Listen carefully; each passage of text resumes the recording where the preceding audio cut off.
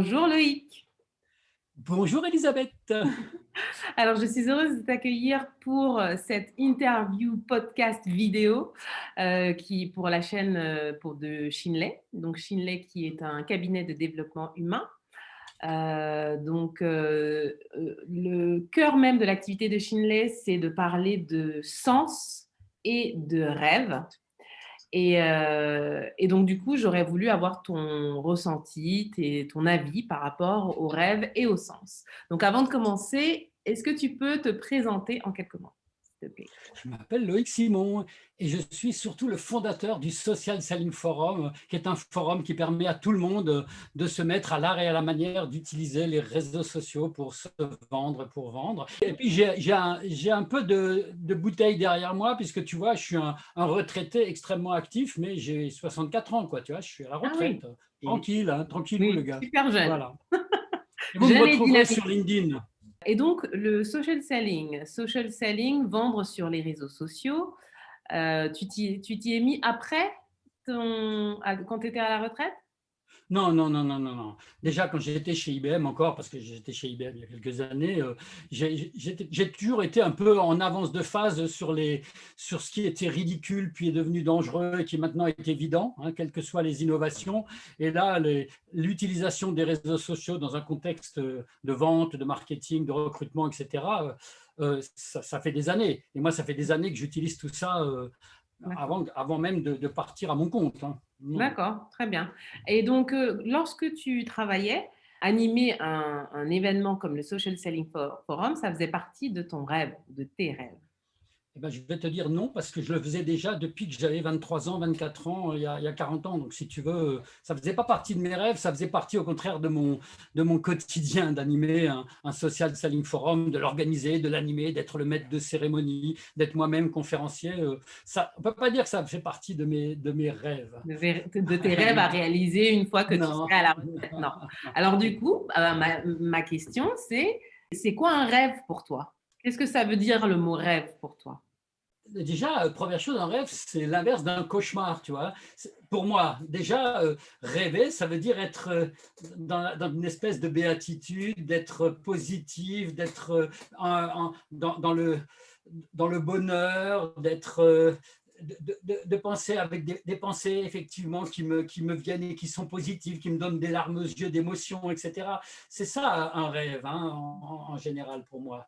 Sur le plan professionnel, j'avoue que mon rêve, c'est d'évangéliser au maximum, en l'occurrence là, en ce moment, la transformation de la vente, la transformation du marketing vers l'amour des clients au maximum, vers la sauvegarde des humains sur la planète, vers la réduction des inégalités, vers un côté social, sociétal, environnemental beaucoup, beaucoup plus prégnant et beaucoup plus… C'est ça dont je rêve en fait, hein. D'accord. Je rêve de l'inverse de ce qu'on nous promet en ce moment et donc j'essaie d'aller dans ce rêve-là, quoi. Voilà. D'accord.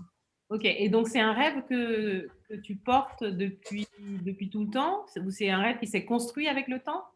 Ouais, non, c'est plutôt un rêve qui est venu avec la maturité, celui dont je parle ici, si tu veux.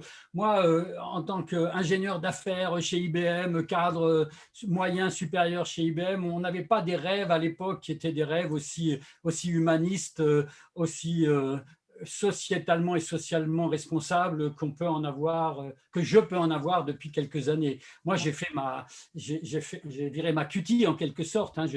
De sale con, de pauvre con, j'essaye de passer de plus en plus à quelqu'un d'un peu responsable, d'un peu sage D'accord. et surtout aware, comme dirait notre ami là-bas belge, D'accord. hein. Oui.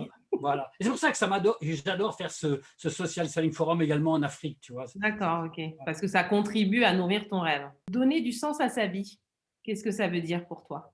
Comment dirais-je? Moi, je suis plutôt quelqu'un qui suis assez pragmatique et je dirais un peu flexitarien, c'est-à-dire que je ne me flagelle pas parce que j'achète chez Amazon, par exemple. Je ne me flagelle pas parce que je ne trie pas correctement tous mes déchets ou je ne sais pas quoi. Mais par contre, j'ai envie et j'ai besoin d'avoir un sens qui me dépasse dans ma vie, qui est en l'occurrence en ce moment le meilleur qu'on puisse avoir, je trouve, c'est comment est-ce que je prévois, je donne un meilleur futur à mes enfants et à mes petits-enfants. Voilà. Donc, c'est simplement se mettre dans la position de celui qui a des enfants et des petits-enfants et de se dire, mais je peux pas laisser les choses comme ça. Et donc, donner du sens à ma vie, ça veut dire penser à eux Mmh. d'abord, mais eux, ce n'est pas uniquement mes enfants, Oui, oui. c'est D'accord. les enfants du monde. Voilà, il faut qu'on laisse, nous, on peut pas regarder même nos enfants aujourd'hui en disant, nous, on s'en fout, on continue, la croissance, tout va, allez, on y va à fond, les gars, la surconsommation, la surproduction, les inégalités croissantes, la financiarisation de l'économie encore à l'outrance, etc. C'est pas possible, quoi. Ouais. Donc moi, mon rêve, c'est un rêve dans lequel les gens travaillent ensemble pour un monde meilleur pour leurs enfants. Pas pour la D'accord. planète, elle s'en fiche, la planète elle-même, elle va survivre. C'est Oui. plutôt nos enfants ou nos petits-enfants qui auront des soucis. Ouais. Moi, à 64 ans, je peux peut-être espérer m'en sortir encore dans les 20 ans qui viennent. Bon, ouais, Mmh peut-être. mh. Ah, donc donner du sens à sa vie, c'est donc ne pas penser à soi, c'est penser aux autres. Alors, dans le marketing, dans l'entrepreneuriat, tu parles beaucoup d'amour. Alors, quelle est la place de l'amour dans le sens que tu donnes à ta vie? Ah ben moi, l'amour est central au niveau, alors bien sûr au niveau personnel comme beaucoup, mais au niveau des affaires, au niveau du business, pour moi. Et c'est pas que l'amour d'ailleurs des clients au sens je suis intéressé par les clients et donc je leur donne l'amour des clients que pourrait donner un vendeur Ouais. aux États-Unis dans du retail, tu vois. Mmh C'est mh. l'amour de tout l'écosystème, c'est l'amour des confrères, c'est l'amour des fournisseurs, c'est l'amour des collaborateurs, c'est l'amour de la communauté qui nous entoure.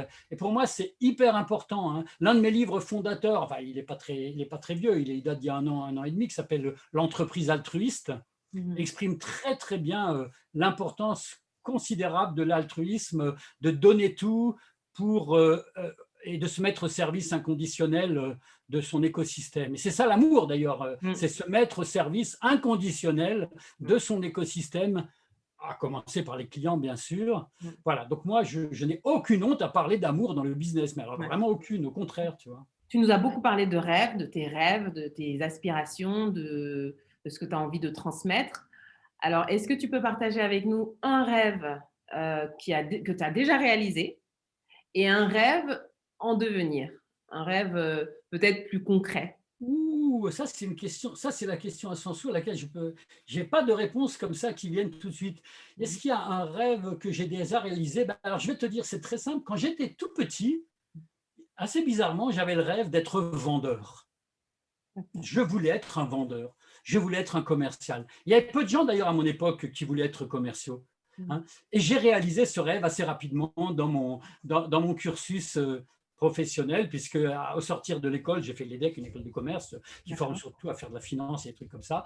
Et ben je suis devenu tout de suite vendeur. Alors j'aurais pu vendre du papier, mais c'est d'ailleurs chez Lotus. J'ai vendu de l'informatique chez IBM.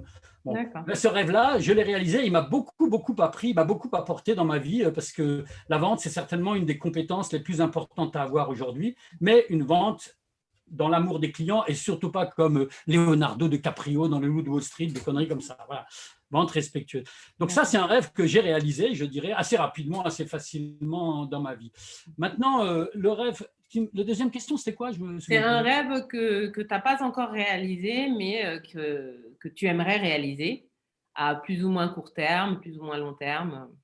Ah ben là, j'en ai déjà parlé tout à l'heure. Moi, mon rêve aujourd'hui, c'est que j'ai démarré mon activité il y a 5 6 ans autour donc de l'art et la manière d'utiliser les réseaux sociaux, autour de la transformation de la vente vers l'amour des clients par le social selling. Et moi, mon rêve, c'est de percoler au maximum dans l'ensemble du monde, qu'il soit francophone d'ailleurs, anglophone ou autre, mais surtout francophone, pour percoler ce Social Selling Forum, en l'occurrence, qui est le véhicule que j'utilise pour évangéliser, pour promouvoir, pour aller apporter la bonne parole, mais pas comme un gourou, Oui, oui, bien sûr. pas comme un évangéliste fou, mais Mmh. euh, permettre aux autres de s'approprier tout ça. Et donc, mon rêve, c'est que plutôt que de faire, je sais pas, 15 Social Selling Forum par an, là j'en ai fait 70 en 5 ans, c'est d'en faire 50 par an, c'est d'en faire 100 par an, tu vois. Ouais, Voilà, ça c'est un rêve.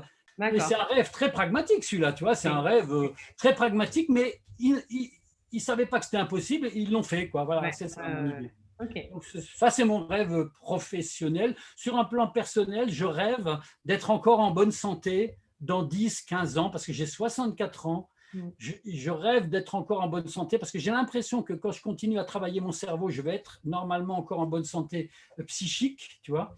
Mmh. Mais j'ai toujours un peu la crainte, et donc je rêve d'être encore en bonne santé à 75 ans, à 85 ans. Voilà. OK, Voilà. super. Écoute, Bon, bah, merci beaucoup Loïc merci à toi et à et à très très vite. bientôt. Bye. Salut. Bye.